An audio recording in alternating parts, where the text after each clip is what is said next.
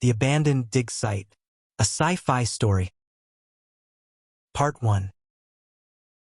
Jill Walker tasted iron in the air before she saw the camp. The dropship's floodlights swept across the valley floor, revealing rows of prefab shelters arranged with unsettling precision.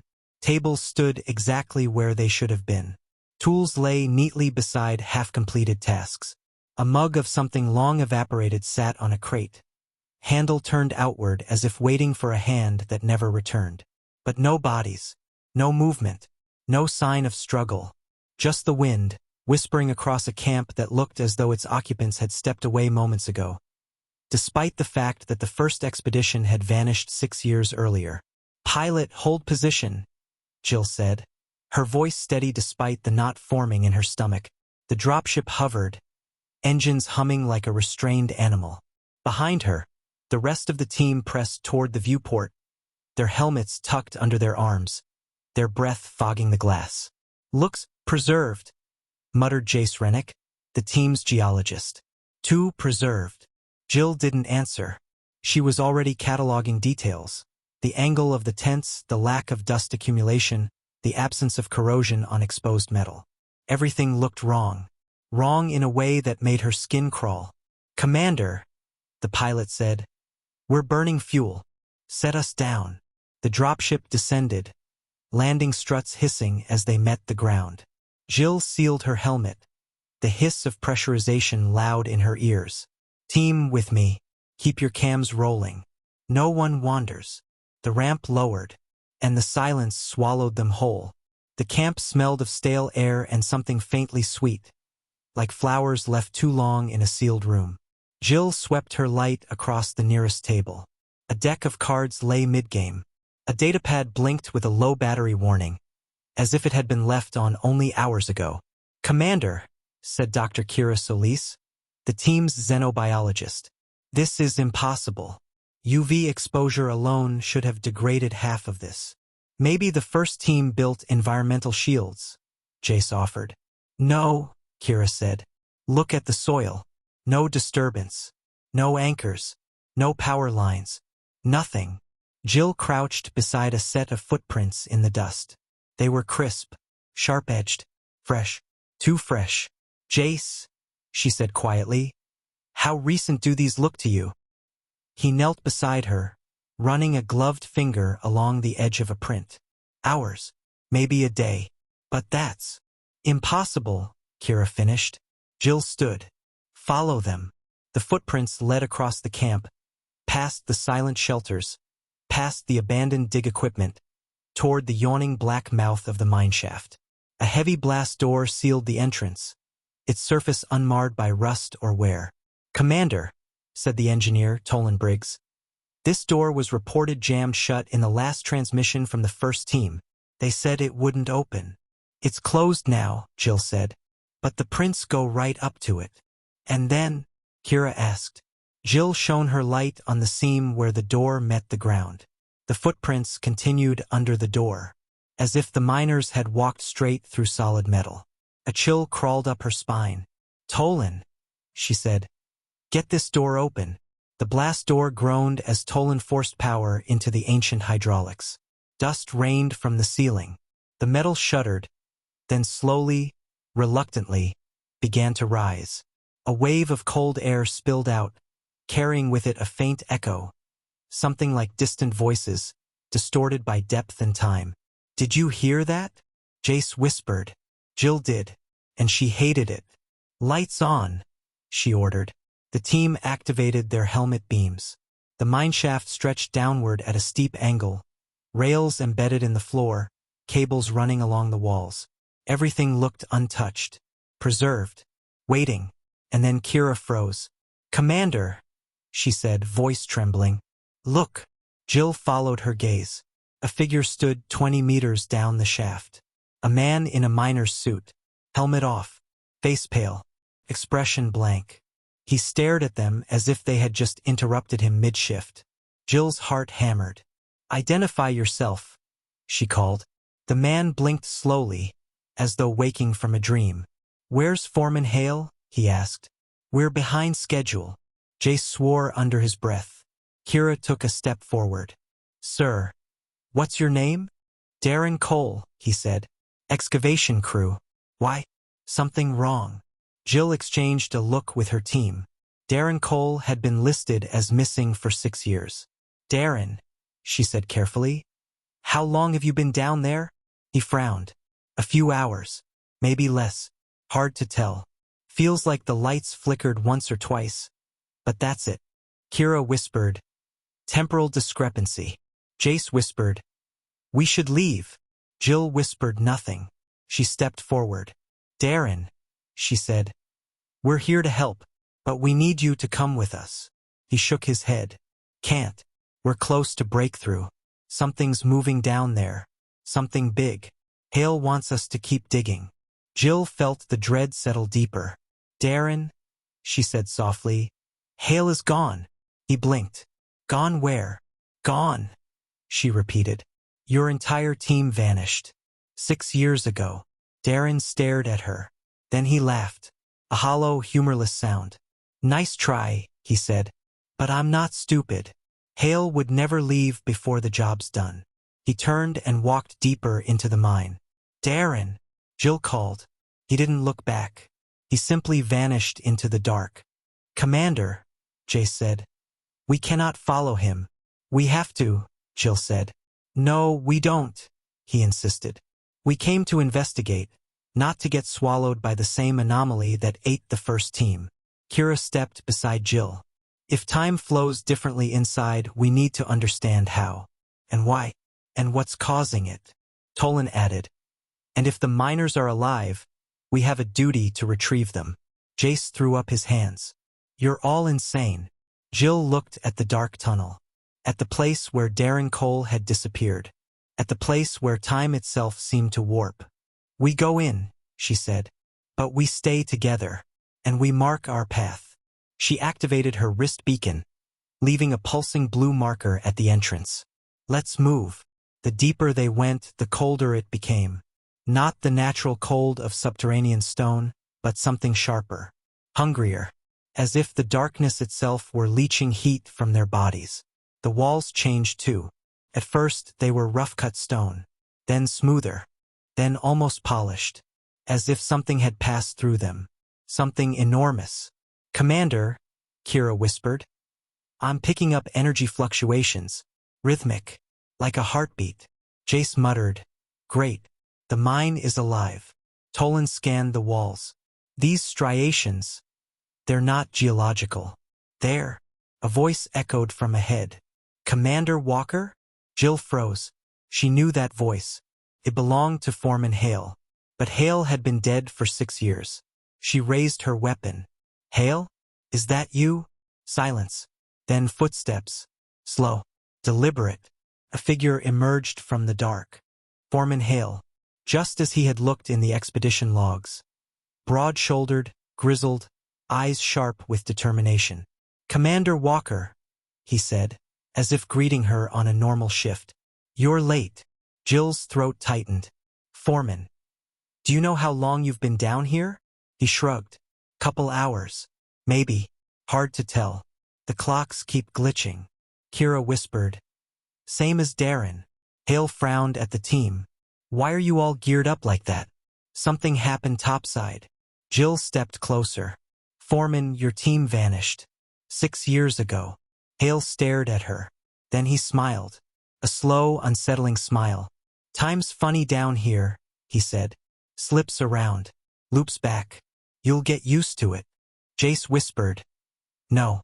No, we won't. Hale gestured deeper into the mine. Come on. You need to see this. Jill hesitated. Every instinct screamed at her to turn back. But she forced herself forward. Show us.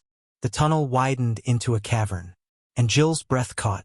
The miners were there. All of them. Dozens of figures working in eerie synchronization. Pickaxes striking stone in perfect unison. Their movements were smooth. Too smooth. As if guided by an unseen rhythm. None of them looked up. None of them acknowledged the newcomers. They simply worked. Worked as if compelled. Worked as if something in the depths demanded it. Kira whispered. They're vitals. Commander, they're stable. Perfectly stable. No signs of aging. No signs of fatigue. Jace whispered, "This is wrong. This is so wrong."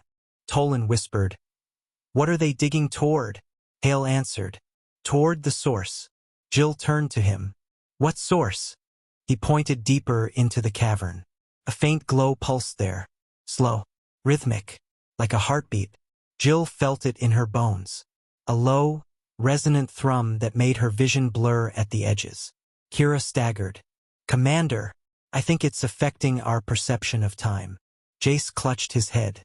"Feels like my thoughts are stretching." Tolan dropped to one knee. "We need to leave. Now." Hale watched them with calm detachment. "You'll adjust," he said. "We all did." Jill forced herself upright. "Hale, what is that thing?" He smiled again. "It's hungry." The glow pulsed. The cavern trembled. And the miners stopped working. All at once. Dozens of heads turned toward Jill and her team. Dozens of eyes stared. Unblinking. Empty. Hale stepped back. "You shouldn't have come here, Commander." The glow intensified. The heartbeat quickened. And the cavern began to shift. As if the stone itself were waking up. Jill grabbed Kira's arm. "Fall back. Now." The team stumbled toward the tunnel, but the ground rippled beneath their feet. Stone flowing like liquid, reshaping itself, cutting off their path. Jace screamed, "It's sealing us in." Tolan slammed his shoulder against the forming wall. "It's not stone. It's—" The wall solidified, trapping them. The glow brightened, casting long, warped shadows. The miners stepped forward in unison. Hale's voice echoed through the cavern. "It feeds on the difference. On the gap between your time and ours. On the years you carry." Jill raised her weapon. "Stay back." Hale tilted his head. "You brought it a feast." The glow surged. The cavern pulsed. And time itself began to unravel. Part 2. The air thickened as the cavern pulsed, each beat bending the light in nauseating ripples. Jill felt her stomach twist, as if gravity itself were stuttering. "Stay together," she shouted, though her voice sounded stretched, elongated, as if spoken underwater. The miners advanced in perfect synchrony, their boots scraping stone in a single unified rhythm. Their faces were blank, their eyes unfocused, their bodies moved like puppets pulled by invisible strings. Kira clutched her scanner, knuckles white. "Commander," their neural activity is synchronized. Perfectly. They're sharing impulses. "Like a hive," Jace whispered. "Like an organ," Kira corrected. "They're part of something larger." The glow intensified again, and the cavern walls rippled outward, expanding as if inhaling. Tolan staggered. "It's feeding. On us. On the time we carry." Jill steadied him. "We're getting out. We're not becoming part of this." Hale stepped forward, expression serene. "You misunderstand. You already are." The miners surged. Jill fired. The shot cracked through the cavern, but the bolt bent mid-air, curving like a ribbon of light before dissolving into nothing. Jace screamed, "It's warping physics." Kira grabbed Jill's arm. "Commander, we need to move now." The cavern floor shifted beneath them, forming a sloping path downward, toward the pulsing glow. A funnel. A throat. A trap. Jill forced her boots into the stone, fighting the pull. Back. Up the slope. But the stone softened, turning slick beneath their feet. They slid downward, helpless, as the miners marched steadily after them. The glow grew brighter, hotter, hungrier.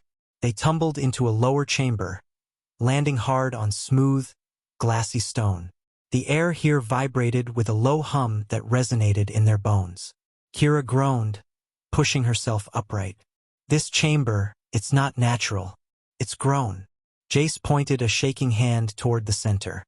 A sphere of shimmering distortion hovered above the ground, pulsing like a living heart. Tendrils of light extended from it, brushing the cavern walls, leaving trails of warped stone in their wake. Tolan whispered, "That's the source." Jill felt her thoughts stretch, memories flickering out of order. Her first day at the academy. The moment she accepted this mission.